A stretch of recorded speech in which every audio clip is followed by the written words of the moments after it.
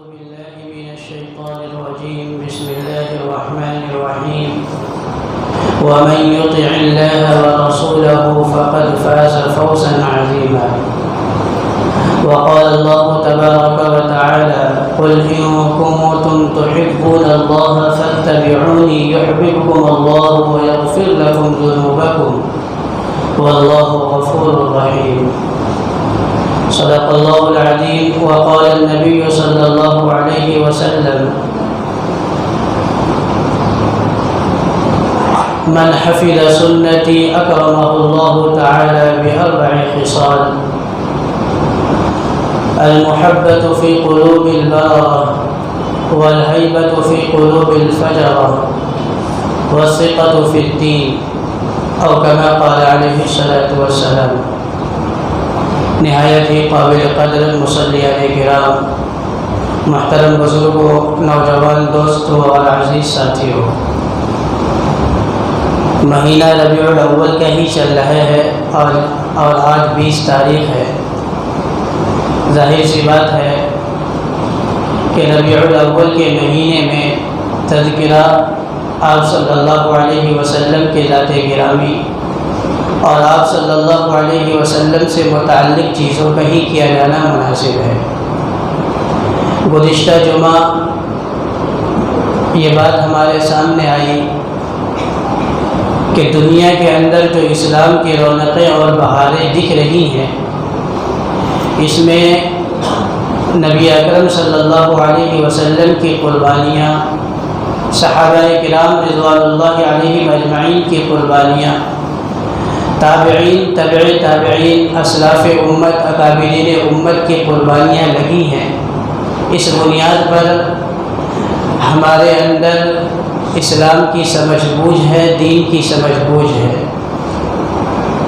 اور نبی اکرم صلی اللہ علیہ وسلم کی قربانیوں کے سلسلے میں کچھ باتیں گزشتہ جمعہ عرض کی گئی تھی۔ یہ بات بھی ہمارے سامنے آئی تھی کہ آپ صلی اللہ علیہ وسلم اور امت کے اکابرین نے جتنی قربانیاں دی ہیں ان کو ہم 3 قسموں پر تقسیم کر سکتے ہیں: ایک جذبات و خواہشات کی قربانی، دوسرے جان کی قربانی، اور تیسرے مال کی قربانی۔ جذبات و خواہشات کی قربانیاں لگی ہیں، جان کی قربانیاں لگی ہیں، اور مال کی قربانیاں لگی ہیں۔ شروعات کی ہے ہمارے آقا محمد رسول اللہ صلی اللہ علیہ وسلم نے، اس کو آگے بڑھایا ہے صحابہ کرام رضوان اللہ علیہم اجمعین نے، اور لاکھوں کی تعداد سے زیادہ امت کے افراد نے قربانیاں پیش کر کے دین کو سینچا ہے، دین کے درخت کو پانی دی ہے۔ تو یہ دین کا درخت جو ہے آج ہرا بھرا نظر آ رہا ہے 1450 سال گزرنے کے بعد بھی۔ نبی اکرم صلی اللہ علیہ وسلم کی قربانیاں کس لیے تھی؟ اس لیے کہ آنے والی انسانیت قیامت تک کی جہنم سے بچ کر کے جنت میں چلی جائے۔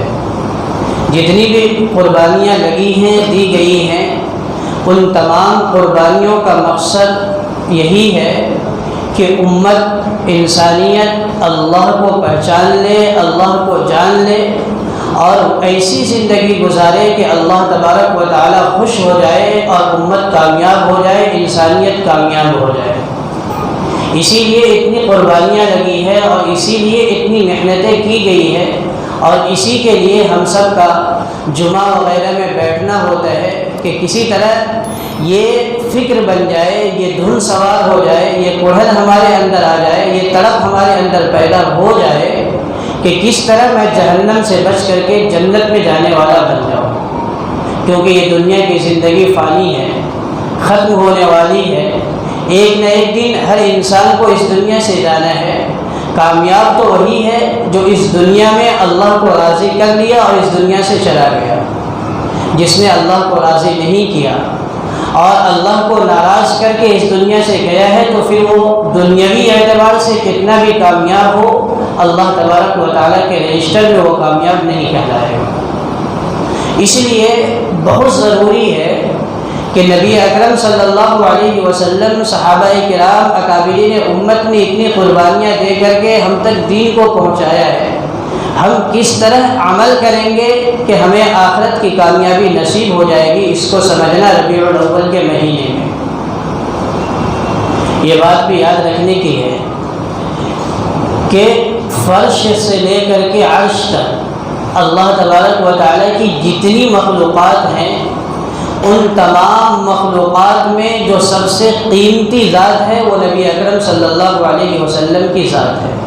زمین سے لے کر کے آسمان اور آسمان سے لے کر کے عرش تک اللہ نے لاکھوں کی تعداد میں مخلوقات بنائی ہے۔ بہت ساری مخلوقات کو ہم جانتے ہیں، بہت ساروں کے بارے میں ہمیں پتہ بھی نہیں، کتنے پانیوں کے اندر ہے، کتنے فضاؤں کے اندر ہے، کتنے آسمان کے اندر ہے، کتنی زمین کے نیچے ہیں، اور کچھ ملکوں میں کوئی مخلوق ہے، کسی ملک میں کوئی مخلوق ہے۔ لاکھوں کی تعداد میں اللہ تبارک و تعالیٰ کی مخلوقات، چاند ستارے، آسمان، زمین، پہاڑ، دریا، سمندر، یہ تمام مخلوقات اللہ تبارک و تعالیٰ کی ہیں۔ ان تمام مخلوقات میں اگر ذات کسی کی سب سے زیادہ قیمتی ہے تو نبی اکرم صلی اللہ علیہ وسلم کی ذات گرامی ہے، اور اس میں کوئی شک و شبہ کی بات نہیں ہے۔ اور قاعدہ اور اصول یہ ہے کہ جو چیز جتنی قیمتی ہوتی ہے اس کے اجزاء، اس کے حصے بھی اتنے ہی قیمتی ہوتے ہیں۔ مثال کے طور پر اگر ہم چاندی کو قیمتی سمجھتے ہیں تو اس کے ذرات بھی قیمتی سمجھے جاتے ہیں۔ اگر ہم سونا کو قیمتی سمجھتے ہیں تو اس کے ذرات بھی قیمتی ہوتے ہیں۔ اگر ہیرا قیمتی ہے تو اس کے ٹکڑے بھی قیمتی ہی ہوں گے۔ تو جو چیز قیمتی ہوتی ہے اس کے ٹکڑے، اس کے اجزاء بھی قیمتی ہوتے ہیں۔ تو بالکل اسی طرح نبی اکرم صلی اللہ علیہ وسلم کی ذات گرامی تمام مخلوقات میں سب سے زیادہ قیمتی ہے، لہذا آپ صلی اللہ علیہ وسلم کی ایک ایک بات، آپ صلی اللہ علیہ وسلم کی ایک ایک عادات، آپ صلی اللہ علیہ وسلم کا ایک ایک قول، آپ صلی اللہ علیہ وسلم کا ایک ایک فعل، آپ صلی اللہ علیہ وسلم کے ایک ایک حرکات اور ایک ایک سکنات سب سے قیمتی ہیں، جسے ہم سنت کے نام سے جانتے ہیں۔ یعنی آپ صلی اللہ علیہ وسلم کی سنتیں قیمتی ہے۔ میں عرض کر رہا ہوں مثال کے ذریعے سے کہ جو چیز قیمتی ہوتی ہے ان کے ذرات بھی قیمتی ہوتے ہیں۔ سونا قیمتی ہے تو ان کے ذرات قیمتی ہوں گے۔ تو نبی اکرم صلی اللہ علیہ وسلم کی ذات گرامی سب سے قیمتی ہے دنیا کے اندر، تو آپ صلی اللہ علیہ وسلم کے جتنے طریقے ہیں، آپ کے عادات، آپ کے اخلاق، آپ کے اقوال، آپ کے افعال، آپ کے حرکات، آپ کے سکنات، وہ تمام کی تمام قیمتی ہیں، جسے ہم سنت کے نام سے جانتے ہیں۔ یہی وجہ تو ہے کہ اللہ تبارک و تعالیٰ نے اپنی رضا، اپنی خوشنودگی اور اپنی محبت کو اللہ کے نبی صلی اللہ علیہ وسلم کی سنت میں پوشیدہ رکھا ہے۔ جو آدمی جتنا آپ صلی اللہ علیہ وسلم کی سنت پر عمل کرے گا، سنت پر اپنے آپ کو نچھاور اور قربان کرے گا، اللہ تبارک و تعالیٰ کی محبوبیت اس کو اتنی ہی حاصل ہوگی۔ جو جس قدر محب سنت ہوگا، جس قدر متبع سنت ہوگا، سنت کی اتباع اور پیروی کرنے والا ہوگا، اللہ کی محبت اور اللہ کا قرب اس شخص کو اتنا زیادہ حاصل ہوگا، اور جو آدمی سنت سے جس قدر دور ہوگا، اللہ سے اس کو اس قدر دوری ملے گی۔ تو میں جہاں سے بات کرنے کی کوشش کر رہا ہوں، اللہ کرے کہ مجھے بھی یہ بات سمجھ میں آئے، اور آپ جتنے حضرات غور و فکر سے سننے کی کوشش کر رہے ہیں، آپ تمام حضرات کو اللہ تبارک و تعالیٰ یہ بات سمجھا دے، اور ہم سب کو اللہ عمل کی توفیق نصیب فرمائے کہ بہت ہی اہم چیز ہے اتباع سنت، کیونکہ اللہ کے نبی صلی اللہ علیہ وسلم اللہ کے محبوب ہیں، لہذا جو محبوب کو محبوب رکھے گا وہ بھی اللہ کا محبوب ہو جائے گا۔ اللہ کے محبوب نبی اکرم صلی اللہ علیہ وسلم ہے، تو محبوب کی پیروی جو کرے گا وہ محبوب کا محبوب ہو جائے گا، اللہ کا بھی محبوب ہو جائے گا، اور نبی اکرم صلی اللہ علیہ وسلم کا بھی محبوب ہو جائے گا۔ بہت باریک بات ہے اور سمجھنے کی بات ہے کہ جو کوئی محبوب کی اتباع کرے گا وہ محبوب کے نزدیک بھی محبوب ہو جائے گا۔ اللہ تبارک و تعالیٰ کو یہ بات بالکل گوارا نہیں ہے کہ کوئی انسان اس کے حبیب صلی اللہ علیہ وسلم کی کسی سنت کو معمولی سمجھ کر کے اس کو ترک کر دے، دنیا کے ماحول میں جا کر کے اور دنیا کی پریشانیوں اور الجھنوں میں جا کر کے اس کے حبیب صلی اللہ علیہ وسلم کی سنتوں کو ترک کر دے، یہ اللہ کو ذرہ برابر بھی گوارا نہیں ہے۔ اس لیے اللہ تبارک و تعالیٰ نے اللہ کے نبی صلی اللہ علیہ وسلم سے اللہ نے کہلوایا کہ اے نبی صلی اللہ علیہ وسلم کہیے، من احیا سنتی عند فساد امتی فلہ اجر 100 شہید، کہ جو کوئی میری ایک سنت کو جب فساد پیدا ہو امت کے اندر زندہ کر دے گا تو اللہ تبارک و تعالیٰ اسے 100 شہیدوں کا ثواب عطا فرمائیں گے۔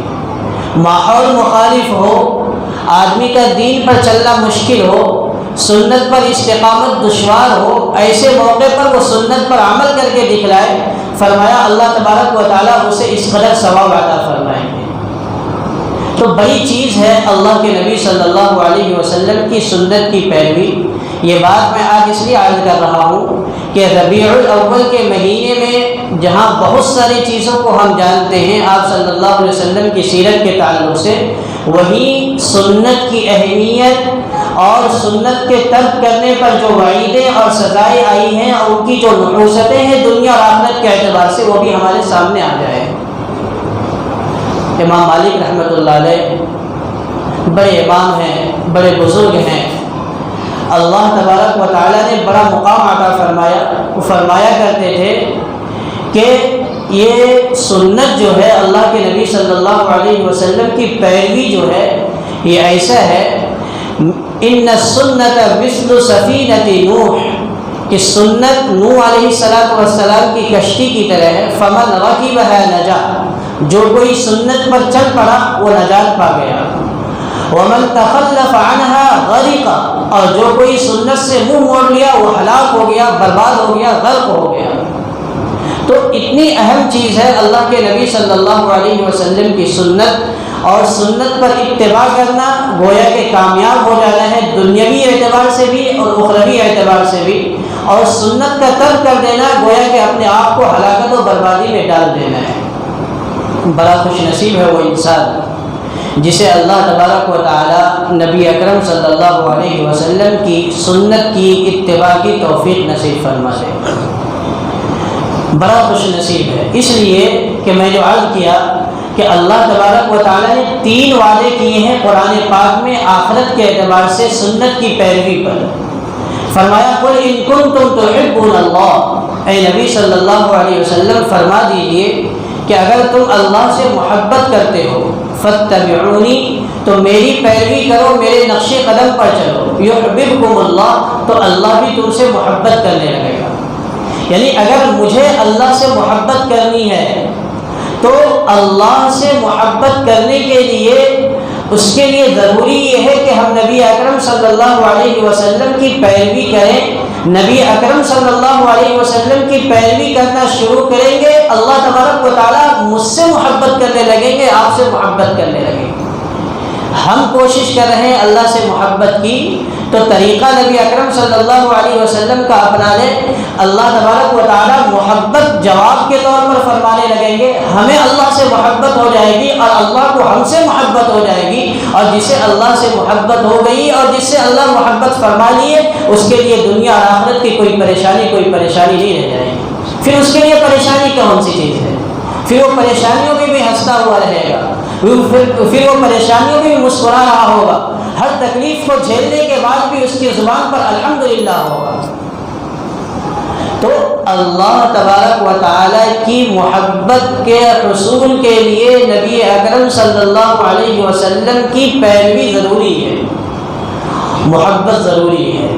محبت ایک مخفی اور پوشیدہ چیز ہے، کس کو کس سے محبت ہے، کتنی محبت ہے، اس کے لیے کوئی چیک کرنے کے لیے کوئی مشین اور کوئی آلہ ایجاد نہیں کیا گیا۔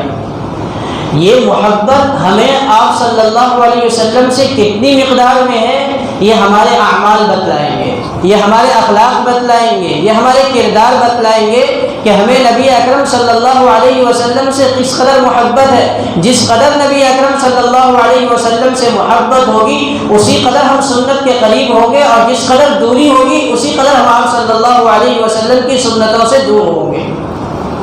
تو یہ پیمانہ ہے محبت کے جانچنے کا، یہ پیمانہ ہے کہ جس آدمی کو آپ صلی اللہ علیہ وسلم سے جتنی محبت ہوگی، جیسی محبت ہوگی، وہ آپ صلی اللہ علیہ وسلم سے اتنی ہی، آپ صلی اللہ علیہ وسلم کی سنت سے اتنی محبت کرے گا، آپ کی سنت کو اتنا ہی اپنائے گا۔ صحابہ کرام رضوان اللہ علیہم اجمعین نے دکھلایا امت کے سامنے۔ صحابی نے حضرت معاویہ رضی اللہ تعالیٰ عنہ کے بارے میں آتا ہے کہ ان کے کرتے کے بٹن ہمیشہ کھلے ہوئے ہوتے تھے، سردی ہو یا گرمی ہو، کوئی بھی موسم ہو۔ لوگوں نے پوچھا کہ آپ کے کرتے کے بٹن ہمیشہ کھلے ہوئے ہوتے، آپ بند نہیں کرتے، آپ کو ٹھنڈی نہیں لگتی؟ کہنے لگے میں نے آخری بار جب نبی اکرم صلی اللہ علیہ وسلم کو دیکھا تھا تو آپ صلی اللہ علیہ وسلم کے کرتے کے بٹن کھلے ہوئے تھے، میرا دل گوارا نہیں کرتا کہ میں ٹھنڈی کی وجہ سے اپنے کرتے کے بٹن کو لگا لوں، میں تو ایسا ہی رہنا چاہتا ہوں۔ اپنایا تھا سیرت کو آپ صلی اللہ علیہ وسلم کی صحابہ کرام رضوان اللہ علیہم اجمعین نے، اور ایسے رنگ گئے تھے نبی اکرم صلی اللہ علیہ وسلم کی رنگ میں، ایسے رنگے تھے کہ جب کوئی آدمی باہر سے آتا تھا تو اسے پوچھنے پڑتا تھا من منکم محمد، یہ جو 10-15 لوگ بیٹھے ان میں محمد صلی اللہ علیہ وسلم کون ہے؟ پتہ ہی نہیں چلتا تھا۔ ملنے میں، جلنے میں، بات میں، چلنے میں، کھانے میں، پینے میں، ہر چیز میں، اٹھنے میں، بیٹھنے میں، سونے میں، جاگنے میں صحابہ کرام رضوان اللہ علیہ مجمعین اس بات کی کوشش کرتے تھے کہ نبی اکرم صلی اللہ علیہ وسلم کی مکمل طور پر نقل اتاریں، محبت کی بنیاد پر، کہ پیروی آپ صلی اللہ علیہ وسلم کی مکمل طور پر۔ کہتے ہیں کہ جو آدمی جس سے محبت کرتا ہے اس کا فرما بردار بن جاتا ہے، اس کا مطیع بن جاتا ہے۔ میں نے کبھی عرض کیا کہ امریکہ کا بہت مشہور ڈانسر تھا، ناچنے والا تھا، گانے والا تھا، مائیکل جیکسن اس کا نام تھا۔ اس سے لوگ محبت کرتے تھے اور ٹوٹ کر کے محبت کرتے تھے، ناچنے گانے والے پسند کرنے، ناچ گانے کو پسند کرنے والے لوگ۔ وہ ایک بچے کے سر پر صرف ہاتھ رکھ دیا تو وہ بچہ اس قدر محبت کرتا تھا اس آدمی سے، اس ناچنے والے، اس گانے والے سے، کہ اس نے 1 سال یا بعد کو کہتے ہیں کہ کئی سال تک اس نے اپنے سر کے بال کو کٹایا نہیں کہ اس پر اس فاجر شخص نے ہاتھ رکھا ہے، میرے محبوب شخص نے میرے سر پر ہاتھ رکھا ہے، اس لیے میں اس بال کو کاٹنا نہیں چاہتا۔ یہ آج کل کی دنیا میں نمونہ ہے۔ تو اب صحابہ کے جب حالات سنتے ہیں تو ہمیں یقین نہیں ہوتا کہ ایک صحابی رسول ہے، آپ صلی اللہ علیہ وسلم نے ان کے سر کے بال پر ہاتھ رکھ دیا تھا تو انہوں نے بھی اپنے بال کو کاٹا نہیں تھا۔ یہ پہلے سے نمونہ ہمارے پاس سیرت میں موجود ہے۔ تو سیرت میں تمام چیزیں موجود ہیں۔ صحابہ کرام رضوان اللہ علیہ مجمعین نے دکھلایا کہ کس طرح نبی اکرم صلی اللہ علیہ وسلم سے محبت کی جاتی ہے۔ آج ضرورت اس بات کی ہے کہ ربیع الاول کے مہینے میں زیادہ شور ہنگامہ کرنے کے بجائے آہستگی کے ساتھ اور سہولت کے ساتھ ہم سنتوں کو اپنا کر کے اپنی زندگی میں لانے کی کوشش کریں۔ صحابہ کی نقل اتاریں، صحابہ نے کیسے کیا، صحابہ نے کس طرح آپ صلی اللہ علیہ وسلم سے محبت کی، سنتے رہتے ہیں۔ عبداللہ بن مسعود رضی اللہ تعالیٰ عنہ جمعہ کے دن مسجد کے اندر آ رہے ہیں، گلی کے اندر ہی ہیں، آپ خطبہ دے رہے ہیں۔ آپ نے جو لوگ مسجد کے باہر کھڑے تھے کنارے کنارے، آپ نے ان کو اشارہ کر کے کہا اجلسوا، بیٹھ جاؤ۔ عبداللہ بن مسعود رضی اللہ تعالیٰ عنہ مسجد کے باہر ہے، انہیں پتہ ہے کہ نبی صلی اللہ علیہ وسلم نے مجھے نہیں فرمایا، وہ گلی کے اندر ہی بیٹھ جاتے ہیں۔ لوگ کہتے ہیں کہ آپ سے نہیں کہا گیا ہے، جو مسجد کے دروازوں کے پاس کھڑے تھے ان سے آپ صلی اللہ علیہ وسلم نے فرمایا ہے۔ عبداللہ بن مسعود نے کہا کہ میں بھی جانتا ہوں کہ آپ صلی اللہ علیہ وسلم نے ان لوگوں سے کہا ہے، لیکن آپ کی آواز میری کان تک پہنچے اور میری مجال کے میں چل پڑوں، میرے سے نہیں ہو سکتا، مجھ سے نہیں ہو سکتا، میں تو اب یہیں بیٹھا رہوں گا۔ ایسی سنت پر عمل ہے اور اس طرح سنت پر عمل ہے۔ میں نے عرض کیا تھا حضرت ثوبان رضی اللہ تعالیٰ عنہ آپ کے آزاد کردہ غلام ہیں، آپ نے ان کو آزاد کیا تھا۔ آپ صلی اللہ علیہ وسلم سے ایسی محبت تھی۔ آج کل کوئی نوکر کو، کسی غلام کو آدمی آزاد کر دے تو اپنے آقا کو دیکھ کر کے دور کوسوں دور بھاگے گا، اس کو دیکھنا نہیں چاہے گا کہ مجھے اس طرح اس نے ستایا ہے، تکلیف پہنچائی ہے۔ لیکن وہ غلام آپ صلی اللہ علیہ وسلم سے ایسی محبت کرتا ہے کہ آزاد کرنے کے بعد حضرت ثوبان رضی اللہ تعالیٰ عنہ بار بار آپ آپ کے گھر کے پاس آ کر کے بیٹھ جایا کرتے تھے. پوچھا گیا کہ آپ ایسا کیوں کرتے ہیں؟ تو کہنے لگے مجھے کوئی تکلیف نہیں ہے، نہ کوئی دنیا کی تکلیف ہے، نہ کوئی جسمانی تکلیف ہے. مجھے یہ خوف ہوتا ہے کہ اللہ کے نبی صلی اللہ علیہ وسلم اس دنیا میں موجود ہے، میں غلام آدمی، میں اسے آپ کو دیکھ لیتا ہوں، آپ کی زیارت کر لیتا ہوں. کل جب قیامت قائم ہو جائے گی، آپ صلی اللہ علیہ وسلم اپنے مقام پر جائیں گے، میں غلام آدمی، میں کہاں رہوں گا مجھے پتہ نہیں، آپ کی زیارت نہیں ہوگی تو جنت میں کیا مزہ آئے گا. تو ایسی محبت صحابہ کرام رضوان اللہ علیہم اجمعین نے کر کے دکھلائی ہے. تو عرض کر رہا ہوں کہ دنیاوی اعتبار سے بھی اور اخروی اعتبار سے بھی سنتوں پر عمل کرنے کے بے شمار فائدے ہیں. دنیاوی اعتبار سے ایک معمولی سنت ہم جسے سمجھتے ہیں، کوئی سنت معمولی نہیں ہوتی، لیکن جس کو ہم بہت کم سمجھتے ہیں وہ سنت بھی اتنی دنیاوی فائدے کو لیے ہوئی ہوتی ہے کہ اس کا ہم احاطہ نہیں کر سکتے. آپ کتاب پڑھیں سنت نبوی اور جدید سائنس کر کے 4 یا 5 جلدوں، اتنی موٹی جلدوں میں کتاب لکھی گئی ہے، اور جتنی آپ صلی اللہ علیہ وسلم کی سنتیں ہیں اس پر سائنسی ریسرچ کرنے کے بعد کتاب لکھی گئی ہے کہ آپ صلی اللہ علیہ وسلم کی ایک سنت پر عمل کرنے کا کتنا فائدہ ہے. معمولی سنت کی ایک مثال دوں میں، آگے چلو وقت کم ہے، کہ کھانے سے پہلے ہاتھ دھونا یہ آپ صلی اللہ علیہ وسلم کی سنت ہے. آپ نے امت کو تاکید کی ہے، ہمیں سکھلایا اور بتلایا گیا ہے. اس سنت پر عمل نہ کرنے کی وجہ سے لوگوں کو نقصان ہوتے ہیں. ابھی لوگوں نے بہت ریسرچ کر کے تحقیق کر کے بتلایا کہ ناخن کے اندر کیسے کیسے جراثیم ہوتے ہیں. جب ہم اسے کیمرے سے دیکھتے ہیں، دوربین سے دیکھتے ہیں، تو ہمیں معلوم پڑتا ہے کہ کس قدر خطرناک قسم کے جراثیم ہوتے ہیں. کہتے ہیں کہ ایک آدمی ٹرک چلاتے ہوئے راستے میں رکا، ہوٹل کے سامنے جس طرح رکتے ہیں ڈرائیور وغیرہ، رکنے کے بعد اسے ہوٹل میں کھانا کھانا تھا. وہ رکا اور گاڑی کے ٹائر وغیرہ کو چیک کیا ہاتھ لگا کر کے کہ ہوا وغیرہ برابر ہے یا نہیں ہے. چیک کرنے کے بعد وہ کھانا کھانے چلا گیا. مسلمان نہیں تھا، کھانا کھانے گیا، اسے سنت کی کوئی پرواہ نہیں. اس نے کھانا شروع کیا، کھانا کھاتے ہی اس کی موت ہو گئی. جتنے لوگ ہوٹل کے اندر کھانا کھا رہے تھے کسی کی نہیں ہوئی، اس کی موت ہوئی. لیکن اب شک گیا ہوٹل والوں پر کہ کوئی خراب چیز، زہریلی چیز تو اس کو نہیں کھلا دی گئی. لوگوں نے معلومات کی، پولیس نے تحقیق کی تو پتہ چلا کہ ہوٹل کے کھانے کے اندر کوئی خرابی نہیں تھی. آگے چلے، گاڑی تک آئے تو معلوم چلا ایسا کہ وہ آدمی کھانے سے پہلے ٹائر چیک کیا تھا، ٹائروں پر ہاتھ لگایا تھا. پتہ چلا کہ جس ٹائر کو اس نے چھو کر کے ہاتھ لگا کر کے چیک کیا تھا اس ٹائر کے نیچے کوئی سانپ آ کر کے کچل گیا تھا، اور وہ تازہ زہر ٹائر سے لگا ہوا تھا. اس نے ہاتھ لگایا، اس زہر کا اثر اس کے ہاتھ میں گیا، سنت پر عمل نہیں کیا، بغیر دھوئے کھانا کھا لیا، وہ زہر اس کے پیٹ تک منتقل ہوا اور وہ مر گیا. تو یہ اللہ کے نبی صلی اللہ علیہ وسلم کی معمولی سنتیں جسے ہم سمجھتے ہیں کوئی معمولی سنت نہیں ہے. اس پر عمل کرنے سے بھی انسان دنیاوی فائدہ حاصل کر لیتا ہے. اگر وہ مسلمان ہوتا اور آپ صلی اللہ علیہ وسلم کی سنت کو سمجھ کر کے اپنے کام سے فارغ ہو کر کے ہاتھ کو دھو لیا ہوتا تو اس مصیبت سے بچ جاتا. تو میں عرض کرنے کی کوشش کر رہا ہوں کہ سنت پر عمل کرنا صرف آخرت کے اعتبار سے فائدہ مند نہیں بلکہ دنیا کے اعتبار سے بھی بے انتہا فائدے لیے ہوئے ہیں. کبھی موقع رہے اور اللہ توفیق دے تو انشاءاللہ اس عنوان پر بھی گفتگو ہو جائے گی کہ سنت نبوی اور جدید سائنس کیا کہتی ہے، سنت کیا کہتی ہے. تو دنیاوی اعتبار سے بھی ہمیں فائدہ چل جائے کہ سنت کے فائدے کیا ہیں. ہمیں اس اعتبار سے سنت پر عمل نہیں کرنی ہے کہ دنیاوی اعتبار سے یہ فائدہ ہے. ہمیں تو سنت پر اس لیے عمل کرنا ہے کہ ہمیں محمد رسول اللہ صلی اللہ علیہ وسلم سے محبت ہے. بھینس ہم رکھے ہیں تو دودھ تو ہمیں پینی ہے، گوبر فری میں ملیں گے تو دنیاوی فائدے ہمیں یوں ہی حاصل ہو جائیں گے. اصل تو ہمیں محمد صلی اللہ علیہ وسلم کی پیروی کرنی ہے. ترک سنت پر وعیدیں بھی آئی ہے. بہت عجیب بات لکھی ہے شاہ عبدالعزیز محدث دہلوی رحمۃ اللہ علیہ نے. فرمایا کہ من تہاون بالآداب عوقب بحرمان الفرائض، جو کوئی بحرمان السنہ، جو کوئی آداب و مستحبات میں سستی برتے گا اللہ اس کو سنتوں سے محروم فرما دیں گے.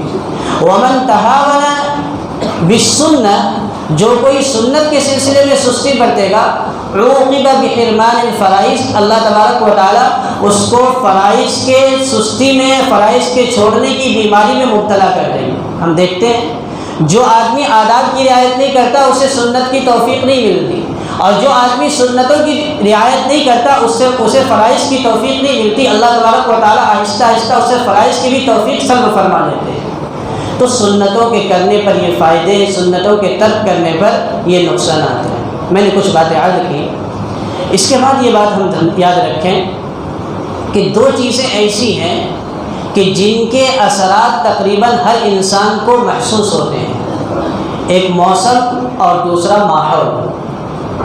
موسم اگر سردی کا ہو تو ہر آدمی سردی محسوس کرے گا، موسم اگر گرمی کا ہو تو ہر آدمی گرمی محسوس کرے گا، امیر ہو، غریب ہو، شہری ہو، دیہاتی ہو، بوڑھا ہو، جوان ہو، کمی زیادتی ہوگی، لیکن موسم کا اثر ہر انسان محسوس کرتا ہے اور ہر حال میں محسوس کرتا ہے۔ بالکل اسی طرح ماحول کے اثر بھی انسان قبول کرتا ہے۔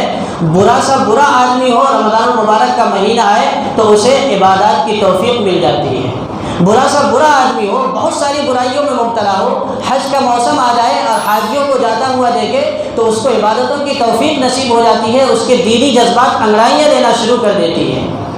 تو جس طرح ماحول کے اثرات ہوتے ہیں انسان کے اوپر لازمی طور پر، اسی طرح ماحول کے بھی اثرات انسان کے اوپر لازمی طور پر ہوتے ہیں۔ غور کرنے کی بات ہے کہ پہلے اتنے علماء نہیں تھے، پہلے زمانے میں اتنے مفتیان کرام نہیں تھے، اتنی مساجدیں نہیں تھیں، اتنی مراکز اور دینی تنظیمیں اور دینی تحریکیں نہیں تھیں، اس قدر جماعتوں کا کام نہیں ہوتا تھا، اتنی محنتیں نہیں ہوتی تھیں، لیکن امانت داری، سچائی، نمازوں کی پابندی اور پردوں کا اہتمام عورتوں کے اندر، یہ تمام چیزیں آج کے مقابلے میں بہت زیادہ تھیں۔ لوگ امانت دار ہوا کرتے تھے، لوگ سچے ہوا کرتے تھے، لوگ وفادار ہوا کرتے تھے، عورتوں کے اندر پردوں کا اہتمام ہوا کرتا تھا۔ حالانکہ نہ علماء اتنے تھے، نہ مفتیان کرام اتنے تھے، نہ مساجد اتنی تھی، نہ دینی تنظیمیں تھیں، نہ دینی تحریکیں اتنی تھیں، نہ ان کے پاس اتنا علم تھا۔ جاہل قسم کے لوگ ہوتے تھے، کھیتوں میں کام کیا کرتے تھے، معمولی کام کیا کرتے تھے، لیکن امانت داری میں، سچائی میں ایک نمبر کے ہوا کرتے تھے۔ اور آج علماء کی بھرمار ہے، مفتیان کرام لاتعداد ہیں، مساجد پر مساجد بنتی جا رہی ہیں، مدارس پر مدارس بن رہے ہیں، دینی تنظیمیں ہیں، دینی تحریکیں ہیں، آج جوڑ ہو رہا ہے، کل جوڑ ہو رہا ہے، یہاں اجتماع ہو رہا ہے، وہاں اجتماع ہو رہا ہے، لیکن ایک نمبر کے ہم لوگ جھوٹے ہیں، ایک نمبر کے ہم لوگ بے وفا ہیں، وعدے خلاف ورزی کرنے میں ہم ایک نمبر پر۔ فرق کہاں آیا؟ ماحول کا اثر ہے۔ ماحول ہی ایسا ہمیں ملا، ہم نے ماحول کو ایسا بنا دیا، یہ کہنا چاہیے کہ ماحول ایسا ہے کہ ہم لاحول پر ہیں۔ پہلے غیر مسلموں کی عورتیں بھی پردوں کے ساتھ ہوا کرتی تھی، ایمان نہیں ہے اس کے پاس کوئی تعلیم نہیں ہے، لیکن گھونگھٹ لٹکائے ہوا کرتی تھی، کوئی ان کے چہرے کو نہیں دیکھ سکتا تھا۔ آج مسلمان کی عورتیں بے پردگی کے ساتھ دھڑلے سے بازاروں میں گھوم رہی ہے۔ یہ اثر ہوا ہے سنتوں کو ترک کرنے کا، ماحول کے اندر آ جانے کا۔ ماحول مخالفانہ ہو، ماحول سنتوں کا نہ ہو، ماحول نمازوں کا نہ ہو، ماحول دین پر عمل کرنے کے لیے سازگار نہ ہو، ایسے ماحول میں دین پر عمل کرنا، ایسا بھی صحابہ کرام نے کر کے دکھلایا ہے۔ روم ہے، کسرا بادشاہ موجود ہے، حضرت حذیفہ بن یمان رضی اللہ تعالیٰ عنہ پہنچتے ہیں، دسترخوان لگتا ہے بادشاہ کا، سب لوگ کھانے کے لیے بیٹھتے ہیں، حضرت حذیفہ بن یمان رضی اللہ تعالیٰ عنہ قاصد ہیں آپ صلی اللہ علیہ وسلم کے، دسترخوان پر بیٹھ گئے، کھانا شروع ہوا، سب لوگ کھانے لگے، حضرت حذیفہ رضی اللہ تعالیٰ عنہ نے لقمہ اٹھایا، ہاتھ سے گرا دسترخوان پر۔ حضرت حذیفہ رضی اللہ تعالیٰ عنہ نے ارادہ کیا کہ آپ صلی اللہ علیہ وسلم کی سنت یہ ہے کہ لقمہ گر جائے تو اس کو اٹھا کر کے کھا لینا چاہیے۔ آپ نے اٹھانے کا ارادہ کیا تو بازو میں جو بیٹھے تھے اس نے ہاتھ لگائی کہ حذیفہ یہ کیا کر رہے ہو؟ یہ روم کا بادشاہ کسرا کا دربار ہے اور تمام بادشاہ کے وزراء یہاں موجود ہیں، بڑے بڑے لوگ عہدیداران موجود ہیں، اگر آپ دسترخوان پر سے کھانا لقمہ اٹھائیں گے تو لوگ کہیں گے کہ یہ حریص اور لالچی قسم کے لوگ، یہ بھوکے قسم کے لوگ ہمارے دسترخوان پر آ گئے، تانا دیں گے حذیفہ۔ حضرت حذیفہ رضی اللہ تعالیٰ عنہ کو غصہ آیا، جلال میں آ گئے اور کہنے لگے اَأَتْرُكُ سُنَّةَ رَسُولِ اللَّهِ صلی اللہ علیہ وسلم لِهَؤُلَاءِ الْحُمَقَاءِ، کیا ان بیوقوفوں کی وجہ سے میں اپنے نبی صلی اللہ علیہ وسلم کی سنت کو ترک کر دوں؟ اور آپ نے لقمہ اٹھایا ہے بادشاہ کے دربار میں، اسے کھایا ہے اور کہا یہ میرے نبی صلی اللہ علیہ وسلم کی سنت ہے۔ ان بادشاہوں کی وجہ سے میں اپنے نبی کی ایک سنت کو چھوڑنے کے لیے تیار نہیں ہوں۔ ماحول مخالف ہے، لیکن اگر عمل کرنے کا جذبہ ہو تو انسان بادشاہوں کے دربار میں بیٹھ کر کے بھی مخالف جذبات ہو، وہاں بھی آپ صلی اللہ علیہ وسلم کی سنت پر عمل کر سکتے ہیں۔ ہم بہانہ کرتے ہیں کہ ماحول سازگار نہیں ہے، ماحول ہی ایسا ہے، کیا کرے، بچیوں کو بے پردگی میں بھیجنا پڑتا ہے، بغیر داڑھی کی زندگی گزارنی پڑتی ہے، شلوار کو پاجامے ٹخنے کے نیچے لٹکا کر کے زندگی گزارنی پڑتی ہے۔ ماحول ایسا ہو گیا، ماحول مخالف ہو، ہمارے سامنے سیرت کی رہنمائی موجود ہے کہ مخالف ماحول میں بھی سنت پر عمل کر کے صحابی نے دکھلایا ہے، اور معمولی سنت پر عمل کر کے دکھلایا ہے۔ آپ صلی اللہ علیہ وسلم، میں نے گزشتہ جمعہ کو عرض کیا تھا کہ قربانیاں دے کر کے، تکلیفیں برداشت کر کے دین ہم تک پہنچا گئے، اور دعائیں مانگی امت کے لیے۔ حضرت عائشہ رضی اللہ تعالیٰ عنہ موجود ہیں گھر کے اندر، آپ نے دعا مانگی، اللہم اغفر لعائشہ ما تقدمت وما تأخرت وما اسرت وما اعلنت۔ اے اللہ، عائشہ کی مغفرت فرما، جو اس نے پہلے گناہ کیے اس کو بھی، جو بعد میں کیے اسے بھی، جو اس نے علانیہ کیا اسے بھی، اور جو اسے چھپ کر کے کیا اسے بھی معاف فرما۔ حضرت عائشہ خوش ہو گئی کہ نبی نے مجھے دعا دے دی، اور خوشی کے مارے جھک گئی آپ صلی اللہ علیہ وسلم کے ہاتھ کو بوسہ دینے کے لیے۔ آپ نے پوچھا، عائشہ میرے اس دعا نے تجھے خوش کر دیا؟ یعنی میں نے یہ دعا مانگی ہے تمہارے لیے، تمہیں یہ دعا دی ہے، تو کیا تجھے خوشی ہوئی؟ حضرت عائشہ رضی اللہ عنہ نے کہا، اللہ کے نبی کسے خوشی نہیں ہوگی کہ آپ نے مجھے دعا دی کہ اللہ عائشہ کی مغفرت فرما، اس کے پچھلے گناہ کو بھی معاف فرما، اگلے گناہ کو بھی معاف فرما، علانیہ گناہ جو کی ہے اسے بھی معاف فرما، جو چھپ کر کے گناہ کیا اسے بھی معاف فرما۔ نبی اکرم صلی اللہ علیہ وسلم نے فرمایا، عائشہ میں نے تمہیں ایک مرتبہ یہ دعا دی ہے تو اس قدر خوش ہو گئی، واللہ میں روزانہ ہر نماز کے بعد اپنی ہر امتی کے لیے یہ دعا مانگتا ہوں کہ میری امت کے ایک فرد کی مغفرت فرما، ہر نماز کے بعد روزانہ مانگتا ہوں۔ اور یہ دنیا تک محدود نہیں ہے، قیامت قائم ہوگی میدان حشر میں، جب سب آدمی نفسہ نفسی کے عالم میں ہوں گے، انبیاء کرام علیہ الصلوۃ نفسی نفسی کہہ رہے ہیں، خطبہ کبھی کبھی پڑھتے ہیں، آپ سنتے ہوں گے کہ ہر نبی کہہ رہے ہوں گے یا ربی نفسی یا ربی نفسی، نفسہ نفسی کا عالم ہوگا۔ آپ صلی اللہ علیہ وسلم کی واحد شخصیت ہوگی جو کہے گی یا ربی امتی یا ربی امتی، یا اللہ میری امت پر رحم فرما، میری امت پر رحم فرما۔ ایسی شخصیت، ایسی ذات، ایسی محبوب ترین شخصیت جو سب کچھ دنیا میں لٹا کر کے چلی گئی، دعائیں دیتے دیتے اس دنیا سے چلی گئی، آج ہم نے ان کی سنت کا جنازہ نکال رکھا ہے۔ کیا ہمارے حالات ہیں، کیا کیا عرض کیا جائے، وقت ہو چکا ہے، کیسے ہم نے سنتوں کو فراموش کیا ہے، اور کس سنت کو ہم نے فراموش کر دیا ہے۔ ہمارے اندر دینداری نہیں، ہم نے دنیا کی لالچ میں اور اس فانی دنیا کی زندگی کے لیے، کچھ پیسوں کے لیے، کچھ مفاد کے لیے، کچھ شہرت کے لیے، ہم نے صرف سنتوں کا ہی نہیں بلکہ دین کا بھی سودا کر رکھا ہے۔ وقت پڑتا ہے تو فلاں لیڈر کی خوشنودی کے لیے، فلاں آدمی کی خوشنودی کے لیے، فلاں سیٹ کی خوشنودی کے لیے، فلاں مالدار کی خوشنودی کے لیے ہم اپنے ایمان کا سودا کرتے ہیں اور کر بیٹھتے ہیں، ہمیں اندازہ بھی نہیں ہوتا، احساس بھی نہیں ہوتا۔ اس ذات اقدس جس نے پوری زندگی کھپا دی اور جس نے رو رو کر کے اپنی زندگی کو ختم کیا اور یہ کہا کہ کل قیامت کے دن بھی میں اپنی امت کے بخشش کے لیے کوشش کروں گا، اس ذات کے لیے ہم دنیا کے اندر کیا کر رہے ہیں؟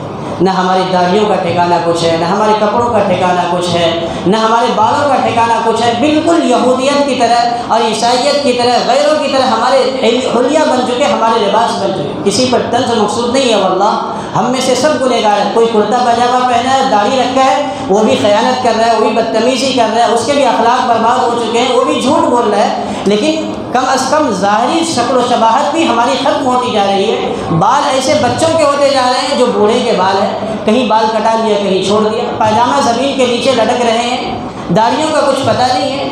آخری بات عرض کروں، ایک بزرگ نے خواب دیکھا، اور خواب کوئی حقیقت نہیں ہوتی، کوئی دلیل نہیں ہوتی، بس سمجھنے سمجھانے کے لیے بات ہوتی ہے۔ اس نے دیکھا کہ نبی اکرم صلی اللہ علیہ وسلم ہے اور آپ صلی اللہ علیہ وسلم کے سینے مبارک پر زخم لگے ہوئے ہیں۔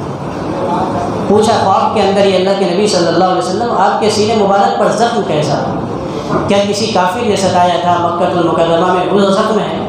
فرمایا نہیں، لوگوں نے ستایا تھا وہ زخم نہیں، میری امت جو میری سنتوں کو دھڑلے سے ختم کر رہی ہے اور سنتوں پر عمل نہیں کر رہی ہے، وہ زخم میرے سینے پر لگتے ہیں، اس کے یہ اثرات ہیں۔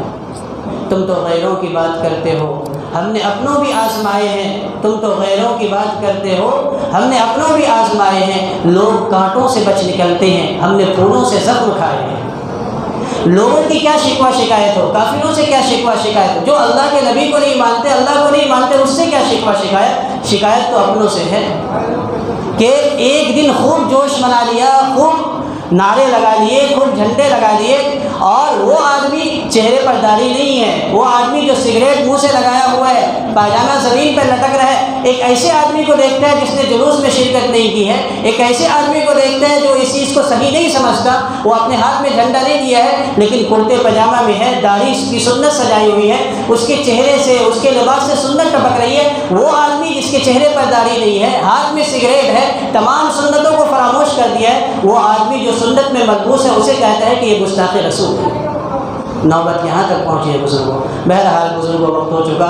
ربیع الاول کے مہینے کا پیغام یہی ہے کہ ہم اپنا محاسبہ کریں، اپنے بچوں کا جائزہ لیں کہ ہمارے اندر سنتیں کتنی آئی ہیں، ہمارے بچوں کے اندر سنتیں کتنی آ رہی ہیں، کس قدر ہم نبی اکرم صلی اللہ علیہ وسلم کی سنت کی پیروی کر رہے ہیں، اور جائزہ لینے کے بعد اپنے آپ کو سنواریں، اپنے بچوں کی زندگی کو سنواریں۔ اصل جو اتنی باتیں عرض کی جا رہی ہے، آپ کا وقت لیا جا رہا ہے اور آپ کے سامنے باتیں عرض کرنے کی کوشش کی جا رہی ہے، بزرگوں مقصد یہی ہے کہ جائزہ لینا ضروری ہے۔ کاروباری آدمی جائزہ لیتا ہے، دکاندار اپنے دکان کا جائزہ لیتا ہے، ہم اپنے دنیا میں آخرت کے تعلق سے فکر مند کیوں نہیں ہے؟ اپنی زندگی کا بار بار جائزہ کیوں نہیں لیتے کہ آخر دنیاوی اعتبار سے تو میں نے ترقی کر لی، آخرت کے اعتبار سے میری ترقی کتنی ہوئی ہے اور کس قدر میں نے ترقی کرنی ہے اور میں نے نہیں کر پائی ہے، اس کے لیے کوششیں کتنی ہو رہی ہیں۔ اللہ تبارک و تعالی ہمیں اس فانی دنیا میں رہتے ہوئے ہمیشہ ہمیش کی زندگی کے لیے نبی اکرم صلی اللہ علیہ وسلم کی سنت کی پیروی جو ضروری ہے اس پر عمل کرتے ہوئے زندگی گزارنے کی توفیق نصیب فرمائے، ایک ایک سنت سے محبت نصیب فرمائے، ایک ایک سنت پر چلنا ہمارے لیے آسان فرمائے، جو ہم نہیں جانتے ہیں اس کو سیکھ کر کے عمل کرنے کی ہم سب کو توفیق بخشے۔ وآخر دعوانا الحمد للہ رب العالمین۔